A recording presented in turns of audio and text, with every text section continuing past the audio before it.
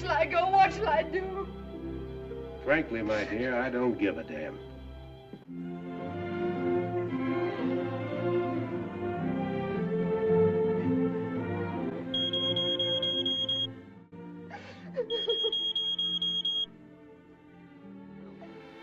You was my brother, Charlie. You should have looked out for me a little bit.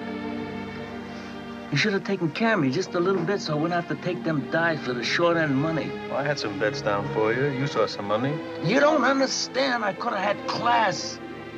I could have been a contender. I could have been somebody.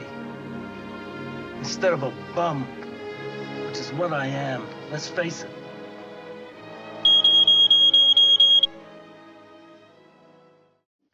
You're tearing me apart! What? You say one thing, he says another, and everybody changes back again! That's a fine way to behave. Well, you know who he takes after.